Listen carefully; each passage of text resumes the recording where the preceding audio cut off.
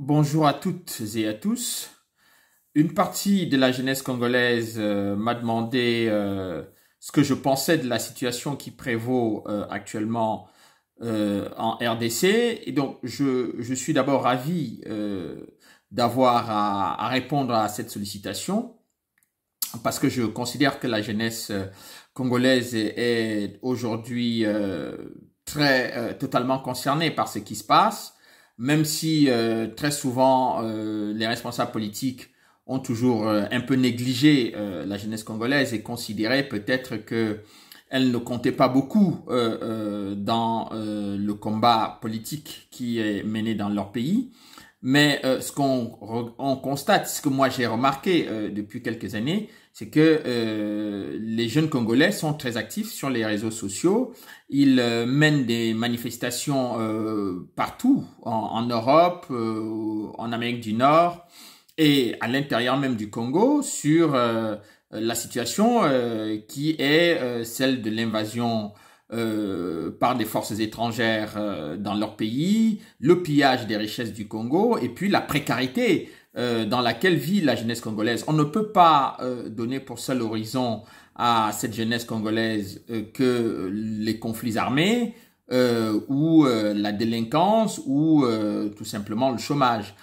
Un grand pays comme le Congo, qui a énormément de ressources, mérite que sa jeunesse puisse avoir de véritables perspectives, une vision d'avenir très claire. Ce n'est pas le cas pour le moment. Donc, je crois que les préoccupations qui sont celles de la jeunesse congolaise par rapport à la guerre qui est imposée, qui leur est imposée, méritent effectivement quelques éclaircissements. Donc, je peux dire simplement deux choses.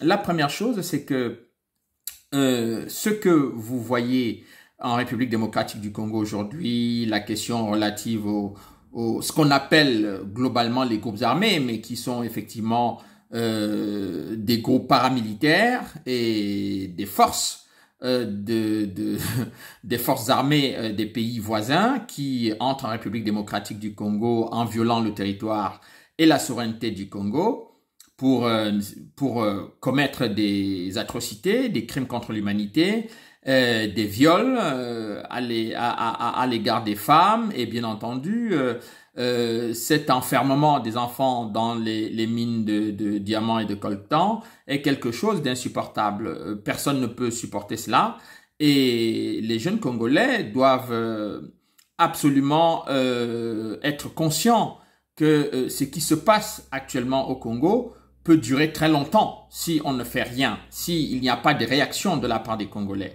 La deuxième chose, c'est que ce que vous voyez au niveau ce qu'on appelle effectivement des milices, etc. Non, c'est pas des choses c'est pas des groupes qui viennent comme ça, d'on ne sait où, on sait exactement d'où viennent ces groupes-là.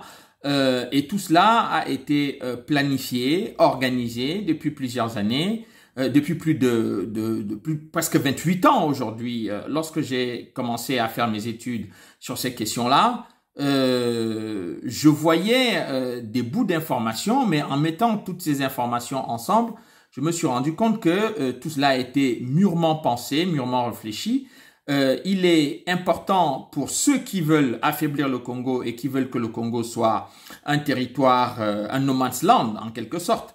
Leur objectif, c'est de ne pas avoir une force politique solide à Kinshasa pour pouvoir lutter contre les invasions étrangères et pour organiser le développement et le progrès de la société congolaise. L'autre chose que ces groupes qui veulent l'instabilité du Congo, c'est de pouvoir ad vitam aeternam pendant très longtemps, le plus longtemps possible, piller, voler les richesses et les ressources du Congo de manière à ce qu'il n'y ait jamais personne pour leur demander des comptes ou tout simplement pour s'opposer à cette situation.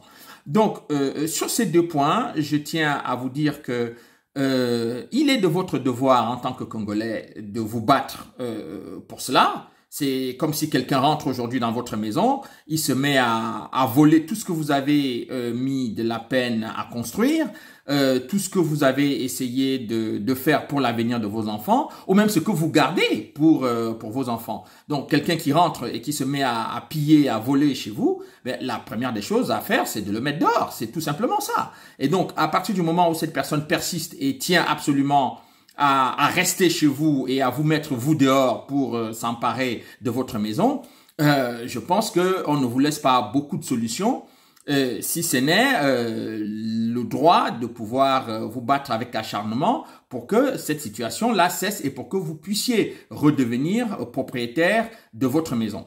Donc, ce à quoi vous avez affaire en République démocratique du Congo, c'est exactement ça. C'est-à-dire qu'on veut vous mettre dehors avec vos femmes, vos enfants, vos mères, vos parents, vos grands-parents, etc.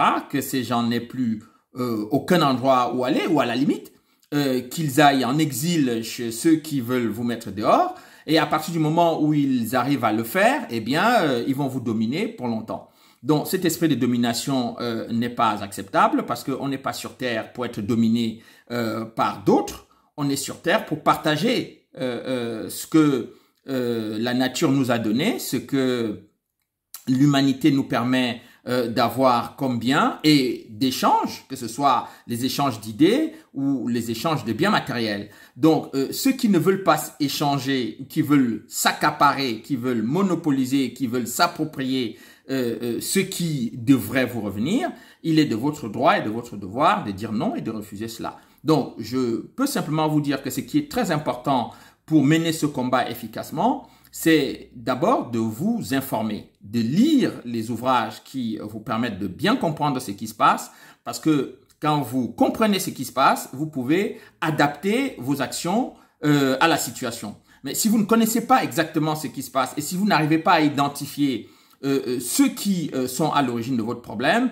vous ne pourrez pas mener des actions tout à fait efficaces. Donc, je ne peux que vous dire quelque chose de très important. Informez-vous, cultivez-vous le maximum que vous pouvez et à partir de ce moment-là, vous saurez mettre sur pied les stratégies qui vont vous permettre effectivement de mettre hors d'état de nuire tout ce qui vous tue, qui tue vos parents depuis des années, qui tue vos grands-parents, qui tue vos sœurs et vos camarades. Et ça, c'est inacceptable. On ne peut pas vivre simplement de la mort, des crimes, des atrocités, des viols, etc. Ça, c'est une culture que ceux qui commettent ça dans votre pays ont peut-être l'habitude de faire, mais il faut qu'ils aillent faire ça chez eux, mais pas chez vous. Donc, informez-vous, travaillez beaucoup sur le plan intellectuel parce que c'est mon sujet, c'est ce que je sais faire le plus. Donc, je ne peux que vous encourager à aller dans cette direction pour que les actions que vous voulez entreprendre soient efficaces et soient totalement appropriées face aux ennemis que vous avez qui sont à la fois à l'intérieur et à l'extérieur du pays. Merci.